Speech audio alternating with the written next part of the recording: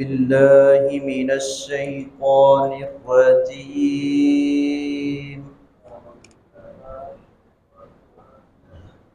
بسم الله الرحمن الرحيم.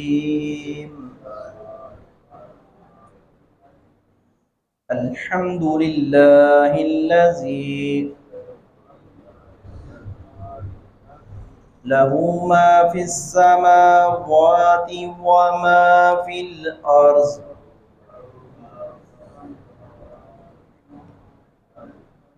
وله الحمد في الآخرة وهو الحكيم الخبير. يعلم ما يلج في الأرض وما يخرج منها وما ينزل من السماء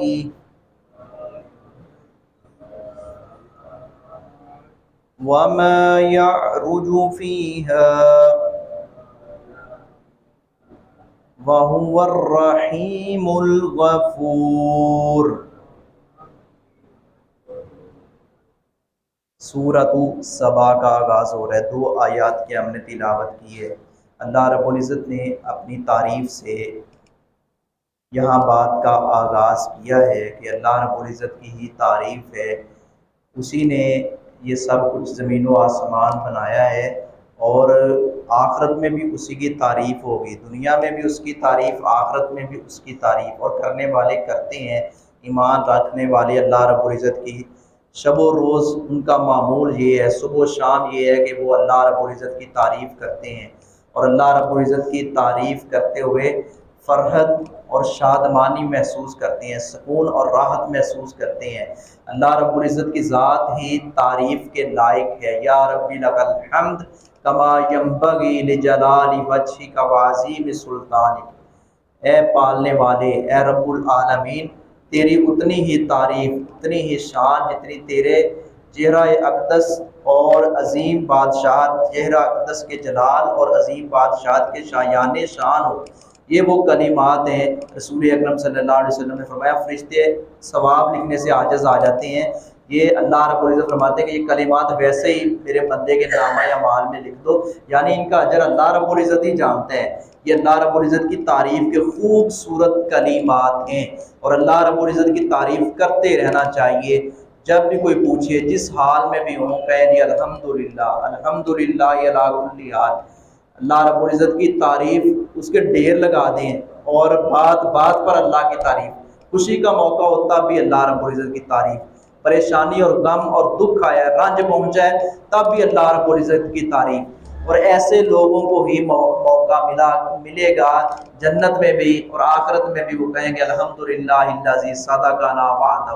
تعریف اس ذات کی جس نے وعدہ جو ہے سچا کر کے دکھایا ہے، یعنی ہمیں جنت دے دی، ہمیں نعمتوں سے نوازا ہے، ہماری عزت اور تکریم کی ہے. اس ذات کی تعریف جو دنیا میں اللہ رب العزت کی تعریف کو معمول بنا لیتا ہے اور دل سے اللہ رب العزت کی تعریف کرتا ہے. غربت ہو، فقر و فاقہ ہو، دیہڑی لگی نہ لگی، تب ہر حال میں اللہ رب العزت کی تعریف بندہ کرے تو پھر اللہ رب العزت اپنی رحمت کے دروازے کھول دیتا ہے. آج رزق کی تنگی ہے، کل تنگی ہے، ایک نہ ایک دن آئے گا وہ خوشحال ہو جائے گا. نہ شکری کرنے سے پوری نہیں پڑتی، شکر کرنے سے دلوں کو سکون ملتا ہے اور شکر کرنے سے اللہ رب العزت عطا کر دیتا ہے. لَإِن شَكَرْتُمْ لَأَزِيدَنَّكُمْ وَلَئِن كَفَرْتُمْ إِنَّ عَذَابِي لَشَدِيدٌ. اگر تم میرا شکر ادا کرو گے میں تمہیں اور زیادہ عطا کروں گا. اگر تم ناشکری اور کفر کرو گے تو میرا عذاب جو ہے بہت سخت ہے. اس لیے ہمیں اللہ رب العزت کی تعریف کرتے رہنا چاہیے. زمین سے اور آسمان سے، آسمانوں سے نزول اور زمین میں چیزوں کا جانا، بارش کا آسمان سے آنا اور یہ دفینے اور اسی طرح کئی ایک جو ہے ذخیرے جو زمین کے اندر ہیں آسمان سے اترتے ہیں. پھر یہ زمین سے آسمان کی طرف کچھ چیزیں چڑھتی ہیں جس میں فرشتوں کا آسمان کی طرف چڑھنا ہے، نیک اعمال کا آسمان کی طرف چڑھنا ہے. یہ اللہ رب العزت نے اپنی تعریف اور اپنی شان بیان کرنے کے بعد پھر یہ ان چیزوں کا بھی تھوڑا سا تذکرہ کیا ہے جو زمین و آسمان میں اترتی چڑھتی ہیں، اور اپنے رحیم اور غفور ہونے کا تذکرہ کر کے اللہ رب العزت نے ہمیں یہ سبق دیا ہے کہ تم اللہ کے بن جاؤ اور اللہ رب العزت کی غلامی اور بندگی جو ہے یہ کما حقوق کرنے کی کوشش کرو۔ الحمد، سب تعریفیں للہ، اللہ ہی کے لیے ہے، الذی لہ، وہ جس کے لیے ہے جو کچھ ما فی السماوات، ما جو کچھ فی السماوات آسمانوں میں ہے، اللہ ہی کی تعریف ہے۔ اللہ وہ ذات ہے جو کچھ آسمانوں میں ہے اور جو کچھ جو ہے وہ ما فی الارض، جو کچھ زمین میں ہے، وَلَهُ الحمد، اور اسی کے لیے ہے فی الآخرات، وَلَهُ الحمد، اور اس کے لیے سب تعریفیں ہیں، فی الآخرات، آخرت میں بھی۔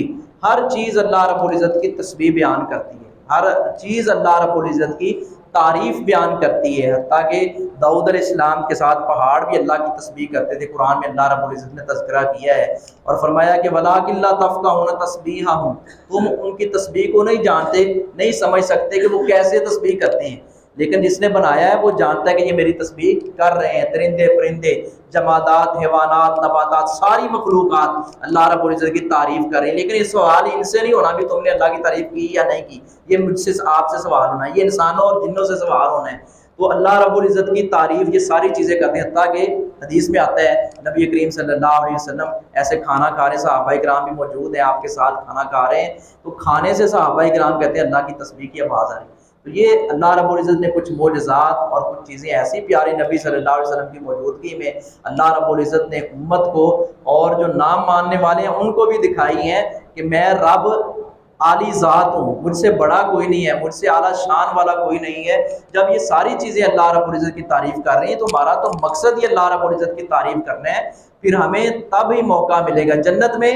مکلف تو ہم دنیا میں اللہ رب العزت کی تعریف کرنے کے، یہ پوچھا جائے گا تم نے میری شان، میری تعریف، آخرت میں یہ پوچھا نہیں جائے گا، آخرت میں بے ساختہ اور خوشی کے ساتھ ہی وہ جنتی خود ہی تعریف کریں گے۔ آخرت میں وہاں تعریف، وہاں عبادت کرنا، تعریف کرنا وہ پابندی نہیں ہے، وہاں تو صرف موجیں ہیں، عیش و عشرت ہے، وہاں سکون ہے، وہاں سیر و تفریح ہے، وہاں کوئی پابندی نہیں، لیکن خوشی سے جنتی جو ہے خوش و خرم ہوں گے، خوشی میں آتے ہوئے اللہ کی تعریف کرتے چلے جائیں گے کہ یا اللہ تیرا شکر ہے تو نے غم اور دکھ دور کر دیا، یا اللہ تیرا شکر ہے جو تو نے وعدہ کیا تھا وہ وعدہ ہم نے پا لیا، وہ تو نے پورا کر دیا، وَهُوَ الْحَكِيمُ الْخَبِيرُ، اور وہی ہے نہایت حکمت والا اور خوب خبردار ہے۔ یا علم، وہ جانتا ہے، ما یعنی جو داخل ہوتا ہے فی الارض، زمین میں، آسمان سے اللہ رب العزت کے حکم سے جو کچھ آتا ہے، اور زمین میں بارش کی شکل میں، دفینوں کی شکل میں، اور اسی طرح کئی ایک وہ ذخیرے اور کئی ایک ایسی قیمتی دھاتیں جو اللہ رب العزت کے حکم سے زمین میں دفن ہے، وما یخرج، اور جو کچھ نکلتا ہے، منہا، اس میں سے، یہ ہمارے کھانے پینے کے لیے، یہ اناج، یہ فروٹ، یہ سبزیاں، ترکاریاں، یہ سب کچھ زمین سے نکلتے ہیں۔ آسمان سے بھی اللہ رب العزت کے حکم سے آتا ہے، زمین سے بھی اللہ رب العزت کے حکم سے نکلتا ہے، وما، اور جو کچھ ینزل، اترتا ہے، من السماء، آسمانوں سے، وما یعرج، اور جو کچھ اوپر چڑھتا ہے، یعنی اوپر چڑھنے سے مراد فرشتے اوپر جاتے ہیں۔ اور اسی طرح نبی صلی اللہ علیہ وسلم کو اللہ رب العزت کی ذات لے گئی، آپ کو معراج کروایا، اسراء اور معراج کا ایک حقیقی اور تفصیلی واقعہ قرآن کریم میں مذکور ہے۔